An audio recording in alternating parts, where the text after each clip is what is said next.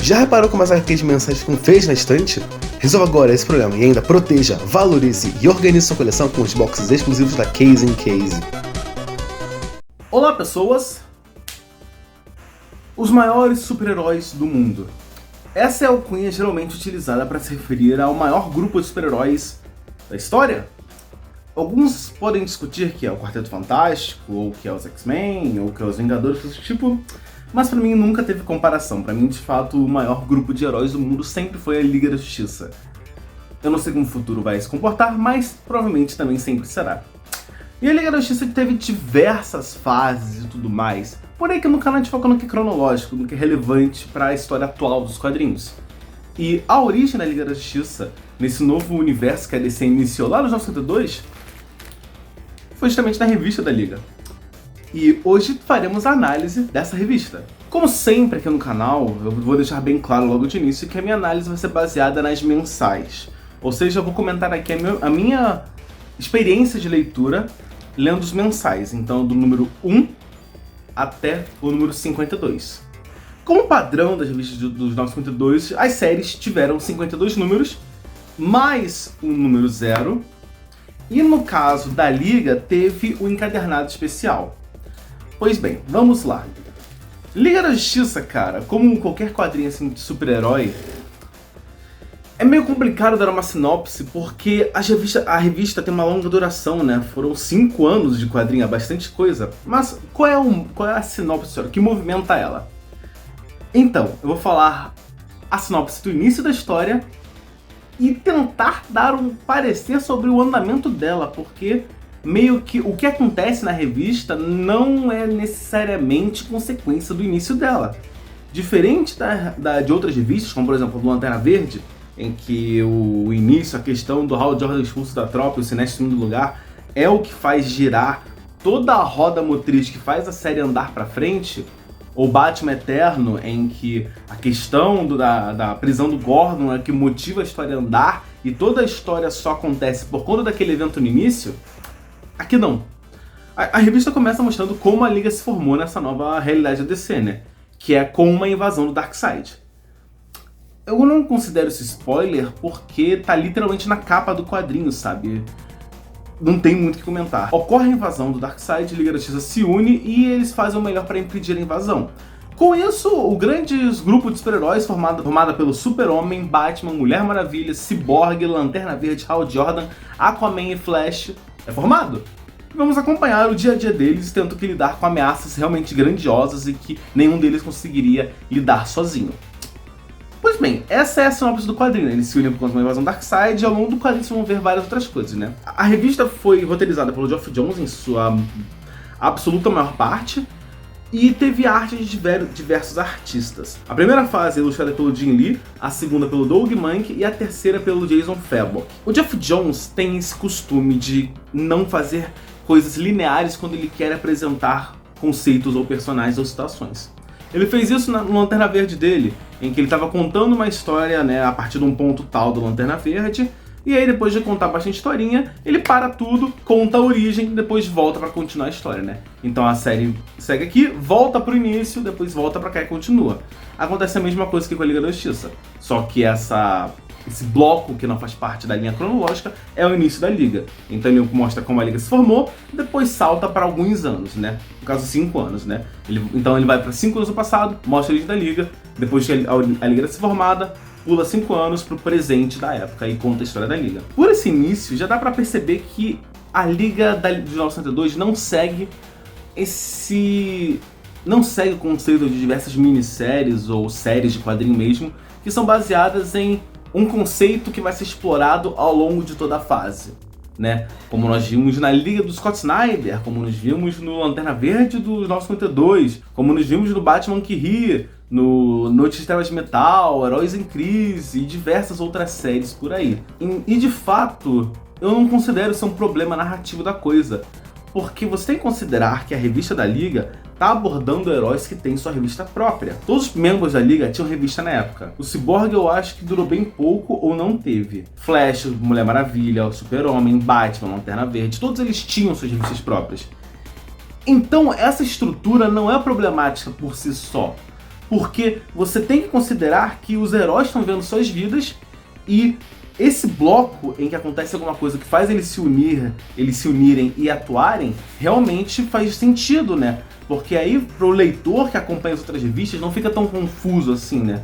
Porque se a coisa realmente vai seguindo, é muito difícil você ter, sei lá, 5 anos de atuação do Batman na liga em que ele não tá atuando em Gotham, ou da Mulher Maravilha, ou do Flash. Então é muito mais fácil a estrutura de blocos em vez de seguir uma linha sequencial direta como o Scott Snyder fez na fase dele na liga. E essa estrutura também foi seguida depois pelo Brian Hitch na liga dele lá no Renascimento. Então, só pra deixar claro, essa estrutura não é em si um problema, porque eu sei que vai ter gente que vai pensar que a coisa não seguir uma linha só a partir de um ponto, como se fosse uma coisa ruim da liga. Não! E na verdade, o Geoff Johns consegue trabalhar de uma forma muito boa, porque ele pega conceitos bem diferentes para trabalhar as suas fases.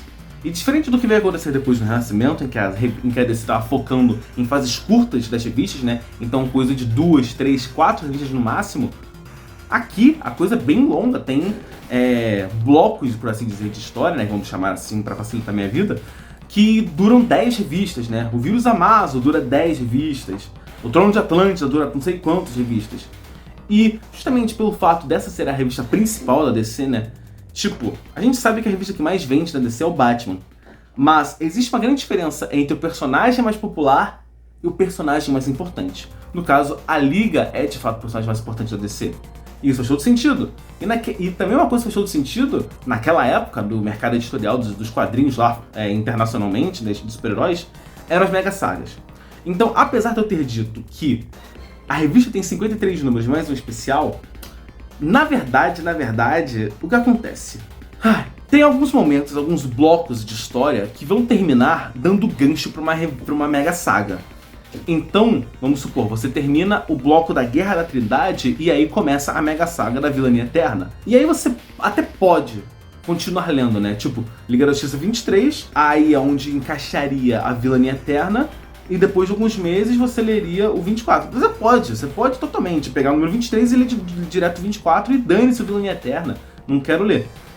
As histórias não vão fazer tanto sentido assim, sabe? Porque, nesse caso mesmo, Vilania Eterna. Número 23 é a última história que dá início à Vilania Eterna. Aí tem 3 revistas que se passam durante a Vilania Eterna, né? Então 24, 25, 26, e aí 27 já é depois de Vilania Eterna. Se você for ler na ordem certinha, assim, né? Cagar pro Vilania Eterna, ler só a revista da Liga, você vai ver 3 histórias no meio de uma grande confusão que você não vai entender. Aí depois você volta porque aí vai começar um novo bloco de histórias.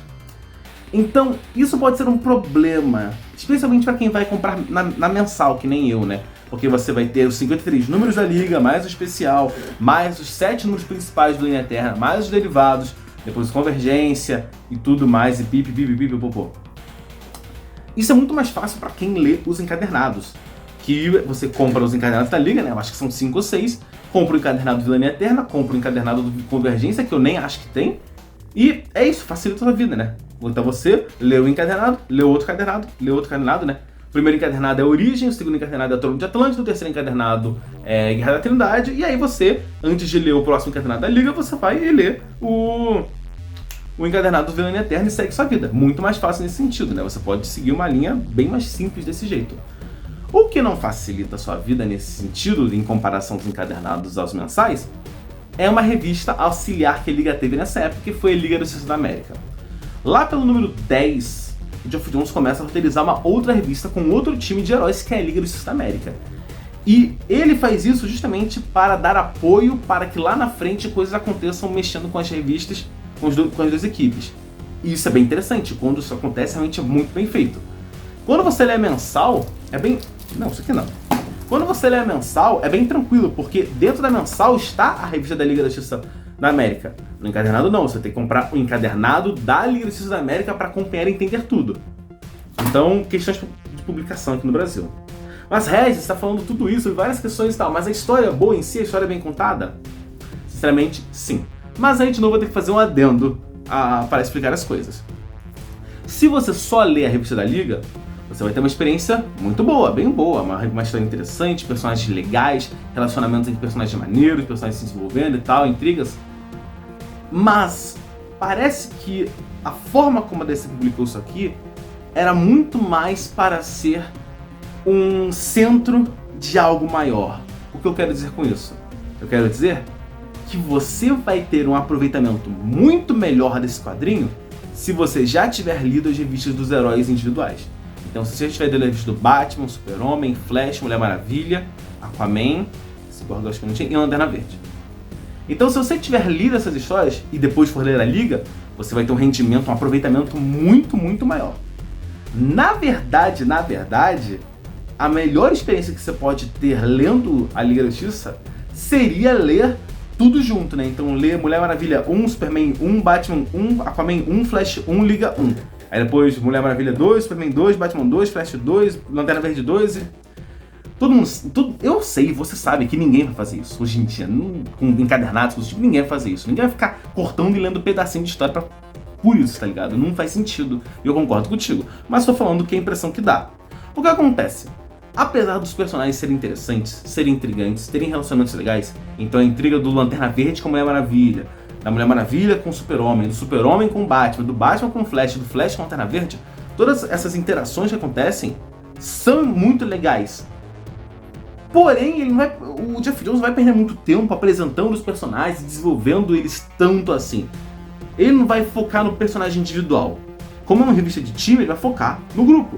Ele vai focar nas interações entre esses personagens, entre esses espiões.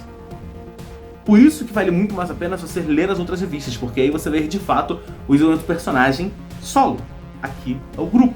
Então, a confiança de um com o outro, a desconfiança, a traição, o romance, as amizades, inimizades e quebras de confiança, coisas do tipo.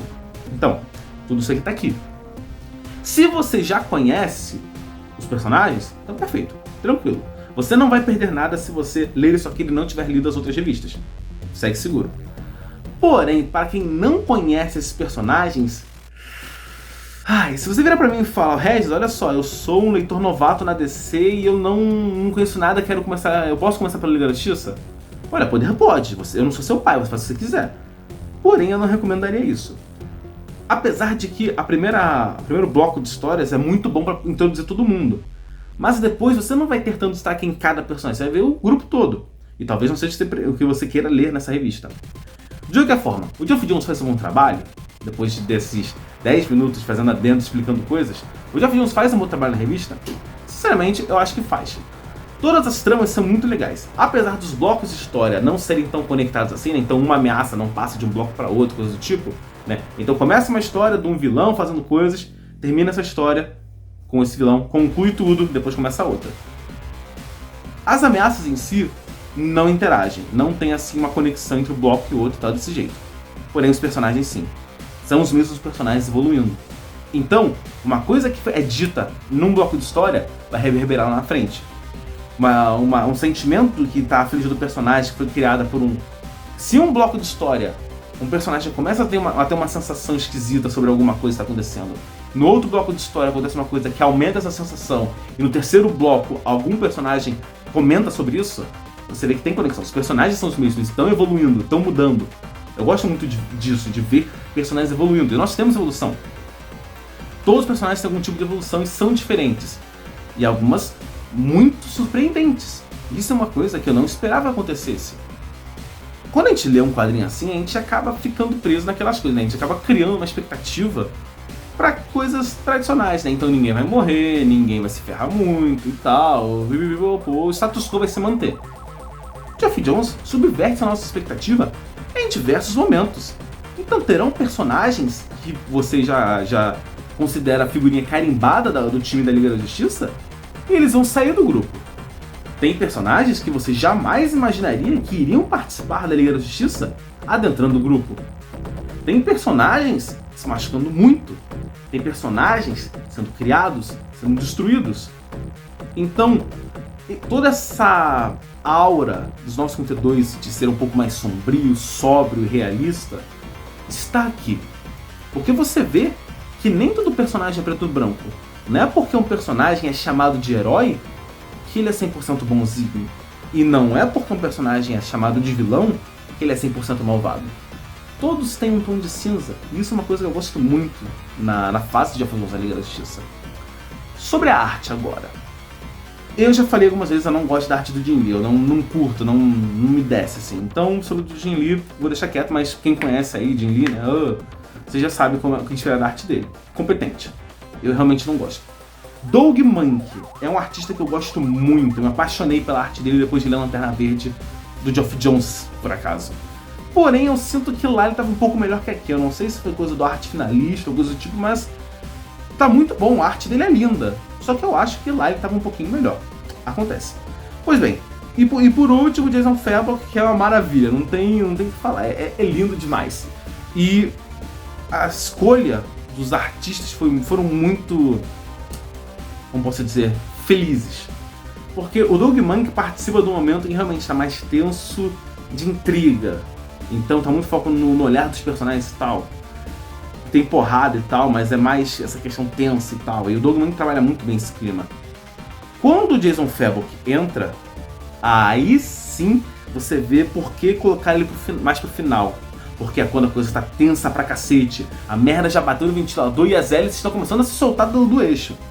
Então, é no momento em que a série fica mais sombria, mais densa, você realmente sente que a coisa está indo pro caralho. Então, as escolhas artísticas foram muito boas, o roteiro muito bom, e é isso. Olhando agora, tendo lido essa revista e olhando agora em retrospecto, eu vejo que essa liga é a liga perfeita para aquele momento da história da DC, em que ela estava com um direcionamento mais sombrio, mais realista. Então, respondendo a pergunta que eu sei que muita gente vai fazer, vale a pena ler a Liga da Justiça 102?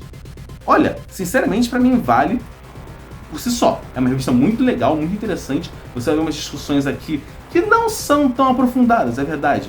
Mas são umas discussões legais aqui. Então, sobre o relacionamento da Mulher Maravilha, sobre como ela vê as coisas, sobre a questão do Steve Trevor e tal. O Geoff Johns faz isso também, ele dá destaque a personagens secundários que recebem um destaque bem legal e são aprofundados, tá bem maneiro. Então, no geral, a revista pra mim vale sim a pena. Vale muito, muito a pena se você pretender ler ou já tiver lido as outras revistas da época. Que aí sim, a sua experiência vai ser muito melhor. Porque, vamos supor, você lê a revista do Batman, você sabe como é o Batman 102, como ele começou, como ele se envolveu e como ele terminou. Mesma coisa, o Superman, o Flash, a Mulher Maravilha.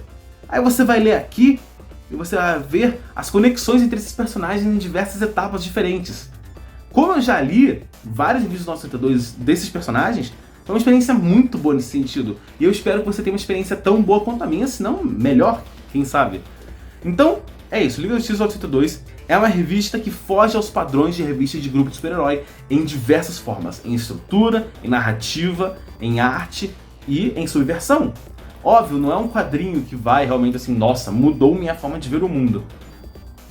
Mas quem garante que não vai mudar a sua forma de ver esses personagens? Então é isso, se você ficar interessado em conhecer o maravilhoso mundo da DC, dos maiores heróis da Terra, e eu vejo você no próximo vídeo. Falou!